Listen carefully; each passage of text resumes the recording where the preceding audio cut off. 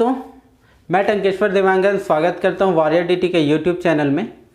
जैसा कि हम छत्तीसगढ़ के लोक नृत्य को स्टार्ट कर चुके हैं, तो आज एक दूसरा नृत्य हम पढ़ेंगे, ककसार नृत्य, गौर नृत्य और सैला नृत्य, जो कि एग्ज़ाम के पॉइंट ऑफ व्यू से बहुत ही ज़्यादा इम्पॉर्टेंट है। तो चलिए स्टार्ट करते हैं। पहला है आपका ककसार नृत्य के बारे में देखते हैं। ककसार नृत्य के साथ ककसार गीत भी गाया जाता है। उस गीत को कहा जाता है ककसार पाटा गीत। ककसार पाटा गीत गाया जाता है ककसार नृत्य के साथ। और जो ये जनजाति है जिसको ये ककसार नृत्य करती है, वो ककसार पर्व भी मनाती हैं। अब इसको कौन मनाता है? तो माड़िया, अबुझ माड़िया और मुड़िया जनजाति। अगर आपको आंसर में लेना हो तो अबुझ माड़िया प्रेफरेंस, फिर माड़िया, फिर मुड़िया। ठीक है, तो अबुझ माड़िया जनजाति और मुड़िया जनजाति ककसार नृत्य है ना, ककसार नृत्य करती है और ककसार पाटा गाती है। उसके बाद ये पूछा जाता है किस संभाग से संबंधित है। तो जो मुड़िया माड़िया जनजाति है वो आपका मैक्सिमम आपका फैला हुआ है बस्तर संभाग में। तो बस्तर संभाग में ये नृत्य किया जाता है। वो एक्चुअल में पूजा नृत्य होता है, जो कि यात्रा पर्व के अवसर पर किया जाता है। पूजा नृत्य है। पूजा नृत्य इस प्रकार है कि इनके एक देवता है लिंगोदेव, जो कि इनके मुड़िया जनजाति में संगीत और नृत्य के जनक माने जाते हैं। तो माना जाता है कि लिंगोदेव के पास 18 बाजे थे। उस 18 बाजों के 18 बाजों को ये मुड़िया जनजाति को दे दिए हैं। तो ये जो जनजाति है, 18 जो बाजे बचे हुए हैं उसमें से जितने बाजे उपलब्ध हैं उसके साथ ये नृत्य किया जाता है, उन बाजों के साथ नृत्य किया जाता है। तो ये एक प्रकार का धार्मिक नृत्य है। लिंगोदेव को प्रसन्न करने के लिए वर्ष में एक बार है ना, धार्मिक स्थल पर इस नृत्य को किया जाता है। तो किस देवता को समर्पित है ककसार नृत्य? तो लिंगोदेव को। तो ये किया जाता है कि रात्रि को देवता की साज सज्जा की जाती है और रात भर नृत्य करते हैं। ठीक है, तो इसके जो मुख्य देवता है वो है आपका लिंगोदेव। ठीक है, इसमें प्रतिभागी रहते हैं युवक और युवती, दोनों भाग लेती हैं। तीसरी बात है कि इसका वाद्य यंत्र तुरही और अकूम है ना, तुरही और अकूम का ये प्रयोग करते हैं वाद्य यंत्र के रूप में। और एक गीत गाते हैं जिसको कहा जाता है ककसार पाटा गीत। इनकी वेशभूषा पुरुषों और स्त्रियों की अलग अलग होती है। पुरुष क्या करते हैं? कमर में, हाथ में और सिर में सजावट करते हैं। सिर में नॉर्मल सजावट करते हैं, हाथ में छतरी लिए रहते हैं। ठीक है, और कमर में लोहे और पीतल की घंटी बांधे रहते हैं। तो हाथ में ये छतरी लिए रहते हैं। उसी प्रकार अगर आप ककसार को देखेंगे, ठीक है, ककसार को देखेंगे और गौर को देखेंगे, तो इसमें पुरुष हाथ में छतरी लिए रहता है और गौर नृत्य में स्त्रियां जो होती हैं वो तिरहुर नामक एक छड़ी धारण करती हैं। तो उसको भी हम देखेंगे। जो स्त्री होती हैं वो माला पहनती हैं, गले में माला पहनती हैं झूलों एवं मोतियों के। जो झूला रहता है उसको झूलो बोलते हैं, एवं मोतियों की ये माला पहनती है। इस प्रकार इनका श्रृंगार होता है। तो ये माड़िया, अबुझ माड़िया, मुड़िया बस्तर संभाग में ये इनका पूजा नृत्य, धार्मिक नृत्य है, अनुष्ठानिक नृत्य है, ऐसा कहा जा सकता है। इस अवसर पर मुख्य बात यह है कि वैवाहिक संबंध भी तय किए जाते हैं। वैवाहिक संबंध तय किए जाते हैं। जो अविवाहित युवक और युवतियां होती हैं वो अपने मनपसंद या परिवार की सहमति से विवाह तय किया जाता है। इस अवसर पर ककसार पाटा गीत गाते हैं नृत्य गाते हुए। तो वो इस प्रकार का रहता है। इसको आप याद रखिएगा क्योंकि ये इस टाइप के क्वेश्चन एग्जाम में पूछे जा रहे हैं। इदुर बोधु वाचार गो सोना, नचा नारियो यसार गो सोना, नियार वहते पाटा गो सोना। तो इस प्रकार ये गाया जाता है। तो इस प्रकार ये ककसार नृत्य हो गया। अब हम देखते हैं गौर नृत्य, जो कि दक्षिण बस्तर में किया जाता है। इसको भी माड़िया, दंडामी माड़िया जो जनजाति है वो करती है।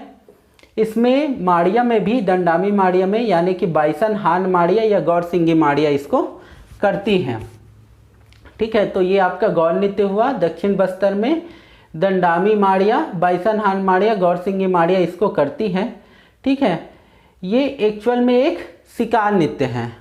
जैसे मुड़िया की बात करें, मुड़िया माड़िया की बात करें, तो ये सांस्कृतिक रूप से बहुत ही रिच जनजाति है। इनका संस्कृति संपन्न जनजाति है। छत्तीसगढ़ का सबसे संस्कृति संपन्न जनजाति मुड़िया जनजाति है। इसमें शिकार के नृत्य का मंचन होता है। इसमें क्या होता है कि जो युवक होते हैं, युवक ये प्रदर्शित करते हैं कि गौर नामक जो पशु होता है उसका शिकार हम कैसे करते हैं, इसमें उसका मंचन किया जाता है।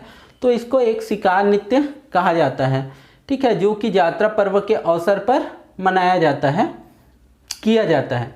युवक जो है वो गौर पशु का जो सिंग होता है उसको कौड़ियों से सजा लेते हैं और उसको पहनकर नृत्य करते हैं। आपने केयर किया होगा, जब राहुल गांधी जी एक बार आए थे तो भूपेश बघेल जी उनको एक सिंग वाला टोपी पहनाए थे।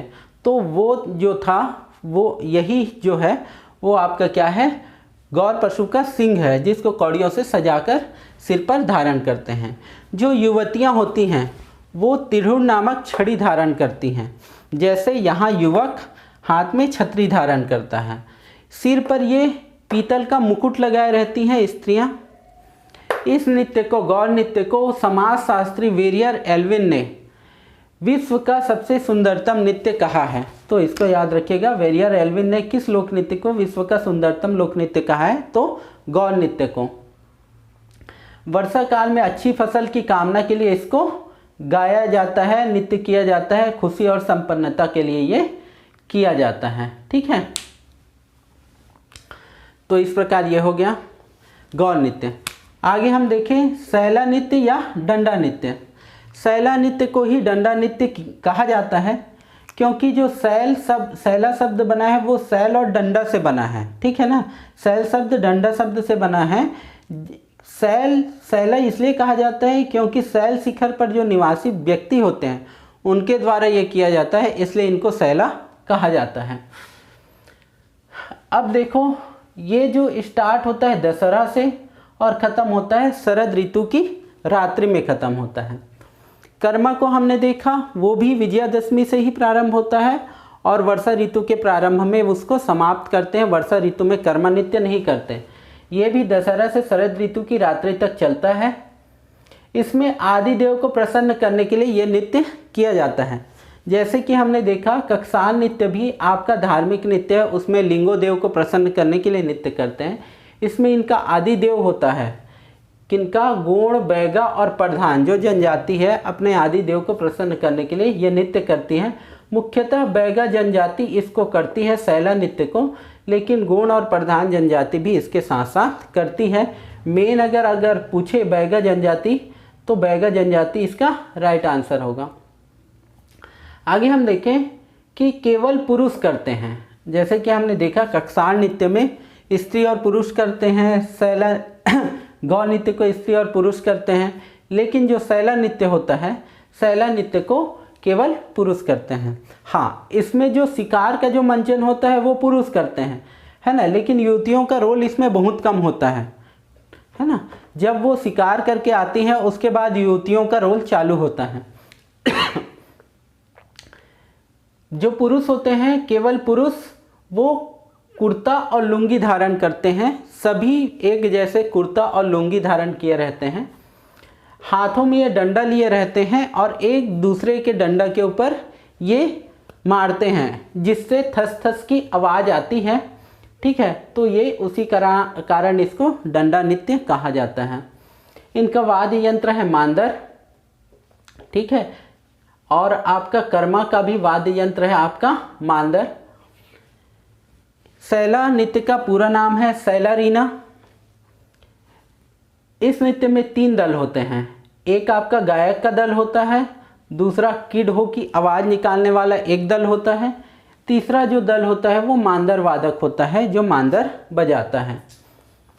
गोंड, बैगा और प्रधान जनजाति करती है और क्षेत्र के हिसाब से इसमें 4 भिन्नता पाई जाती है। बैठकी, आरती, शिकारी, ढाही। बैठकी में बैठकर एक दूसरे के डंडे को पार किया जाता है। आरती में आरती करते हुए, शिकारी में शिकार का मंचन करते हैं ये भी, और ढाही, ठीक है। उसी प्रकार इसमें लास्ट फैक्ट यह है कि चांदनी रात्रि में ये किया जाता है। जो सैला नृत्य होता है वो चांदनी रातों में इसको करते हैं। तो इस प्रकार हमारे 3 नृत्य जो हैं और कवर हो गए। कर्मा नृत्य के साथ 4 नृत्य कवर हो गए। तो ऐसे जितने भी लोक नृत्य है उसको धीरे धीरे कवर करते जाएंगे और जो जनजाति है उसको भी पैरेलल हम कवर करेंगे। ठीक है, तो इस लेक्चर में इतना ही। अगर आपको वीडियो अच्छा लगे तो वीडियो को लाइक करिए, चैनल को सब्सक्राइब कीजिए और जितना हो सके वो शेयर कीजिएगा।